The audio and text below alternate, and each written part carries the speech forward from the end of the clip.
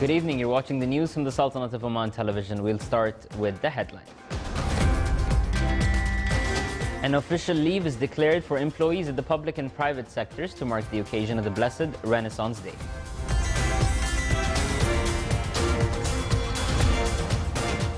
The Sultanate is the third at the Arab level and 39th at the global level on property rights in the World Index for 2017.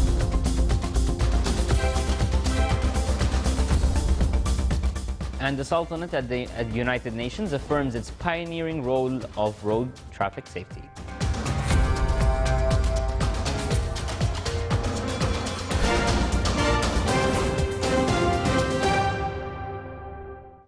Those are the headlines, and now for the news in details. His Excellency Sayyid Khalid bin Hilal al-Busaidi, Minister of the Diwan of Royal Court and Chairman of the Civil Service Council, issued a decision declaring that Sunday, 28 Shawwal, 1438 AH, corresponds to July 23, 2017, will be an official leave for employees at ministries, public authorities, and other departments of the state's administrative apparatus to mark the occasion of July 23rd Blessed Renaissance Day. Meanwhile, His Excellency Sheikh Abdullah bin Nasser al-Bakri, Minister of Manpower, issued a decision declaring that Sunday, 28 Shawwal, 1438, corresponding to July 23, 2017, will be an official leave for employees of the private sector and establishments on the occasion of the July 23rd Blessed Renaissance Day. The decision allows employers and employees to agree on work arrangements during the leave if necessity arises, and employees whose weekly off coincides with the leave of the aforesaid occasion must be compensated. All employees in the public and private sector take this opportunity on this blessed occasion to extend greetings and best wishes to His Majesty Sultan Qaboos, praying to Almighty Allah to protect His Majesty, bestow upon him health, long life and happiness, and to return this and similar occasions on His Majesty and the Omani nation with blessings and good omens. The Sultanate achieved the third place at the Arab level and 39th at the global level on property rights in the World Index for 2017, issued by the Property Rights Alliance in the United States. It attained 9.48 points on Property Registration Index, 7.67 points on Material Property Protection Index. The Sultanate achieved 5.79 points on Legal and Political Environment Sub-Index, 6.9 points on the Independence of Judiciary Index, 5.92 points on the Rule of Law Index, 6.48 points on Political Stability Index, and 5.4 points on Corruption Combat Index. New Zealand topped the global index that includes 127 countries, followed by Finland and then Sweden. His Excellency Ambassador Sheikh Khalifa bin Ali Al-Harthi, Sultanate's permanent representative to the United Nations, affirmed on the pioneering role of the Sultanate regarding traffic safety, which results in the permanent enlisting of traffic safety article, which was included in the agenda of the UN General Assembly session in 2003. His Excellency the Ambassador, during the Sultanate's participation in the role of the traffic safety in sustainable development activities in New York, stated that the Omani government exerts strenuous and continuous efforts to reduce traffic accidents in the country. He as well pointed out that the modern road network being implemented by the Ministry of Transport and Communications, which meets with the international standards. He also praised the efforts exerted by the Royal Oman Police in spreading traffic safety awareness among society members, dwelling on the positive results being achieved in cooperation with the private sector and the civil society, which represents in reducing the number of accidents and casualties. Two horses called Riyam and Lamha, owned by the Royal Cavalry, have achieved first and second places in the competitions of the first stage on the British Chelmsford racetrack, allocated for unique Arab horses for a distance of 1,600 meters. In competitions of third stage of a 1,400-meter race, another horse, Mandur, owned by the Royal Cavalry, achieved the second place. With these results, the Royal Cavalry horses continued achieving advanced levels in different tracks of the British horse races.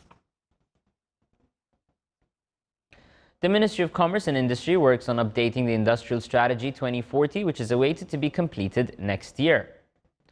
The update process aims at developing the industrial work environment and boosting governance of the industrial sector and its components, in addition to increasing the efficiency of the industrial zones in the Sultanate.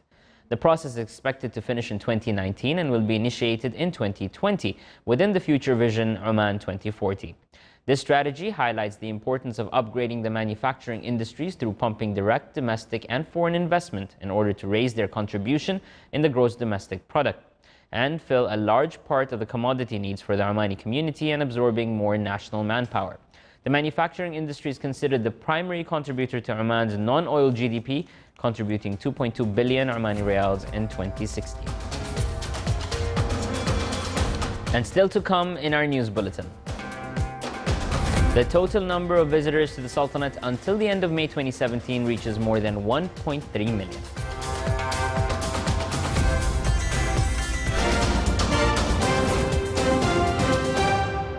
حرارة الصيف وشمس حارقة تبعث فينا المسير مهللة البشرى بمبسم الطفل وأصالة الإنسان لتختلط بادية الرمال بالواحات الغناء نحو نسمات بحر وشلالات عين ماء بين الجبل والسهل تزهر البسمات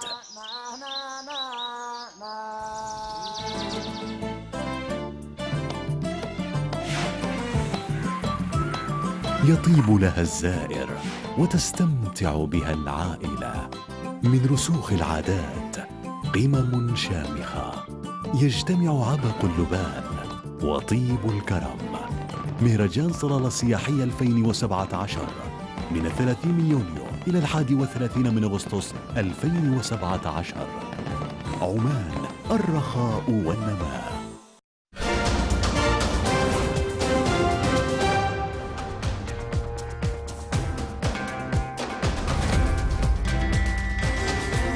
Israel reopened Jerusalem Al-Aqsa Mosque today, drawing a protest by Muslim religious authorities over the installation of metal detectors at entrances 2 days after a deadly shooting. On Friday, 3 Arab-Israeli gunmen shot dead 2 Israeli policemen on the outskirts of the compound, holy to Muslims and Jews, and were then killed by security forces.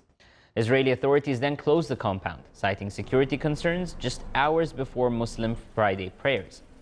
2 of the 9 gates to the site, known to the Muslims as Al-Aqsa compound and to the Jews as Temple Mount, were back in operation as part of what Israel described as a gradual reopening of the compound. Leaders of the Muslim religious trust that runs the site urge worshippers not to pass through the metal detectors, describing them as a violation of a delicate status quo with Israel, and held a prayer service next to the devices.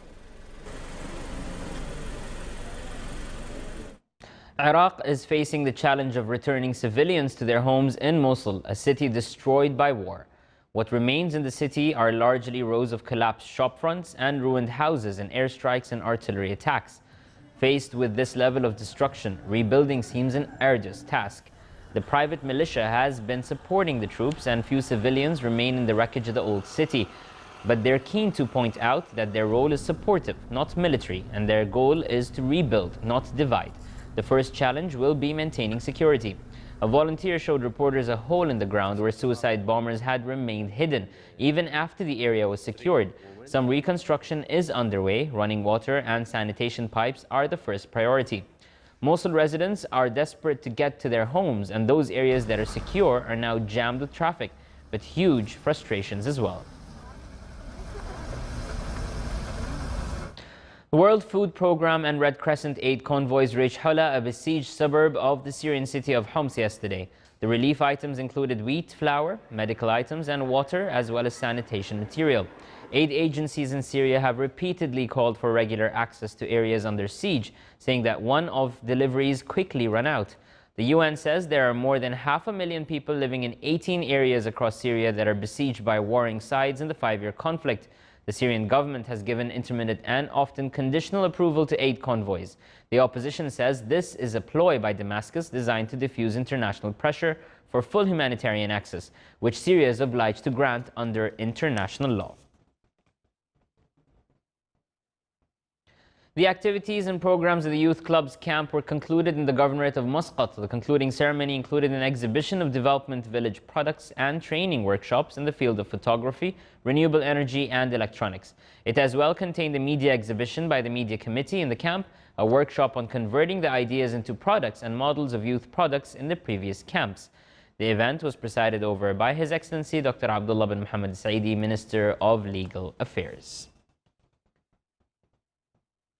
Instilling the concept of citizenship in Oman's deep-rooted values on the young generation and enhancing social awareness among them are aims sought by the 4th Social Week in the Wilaya of Bahla and the Governorate of Dakhiliya.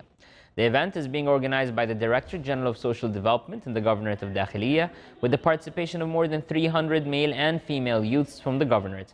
The activities of the week, such as lectures and voluntary work campaigns, will cover all wilayas of the Governorate of Dakhiliya. The total number of visitors to the Sultanate by the end of May 2017 reached more than 1.3 million compared to the same period in 2016. The statistics issued by the National Center for Statistics and Information shows that the number of visitors in May 2017 decreased by 16% compared to the same period in 2016. Meanwhile, the total number of visitors by touristic cruise ships reached more than 2,000. To boost the efficiency of goods clearance and save time and effort, Oman Logistics Center at Asiad Group organized the first meeting for pre-clearance of goods systems. The meeting was attended by companies working in the logistics sector. A work plan to implement the system was set up with the participation of all bodies concerned. The system will come into force from today as a trial start and will continue for the months to deal with expected challenges for this move and make some improvements. The move came as part of an endeavor to facilitate the trade movement in the Sultanate.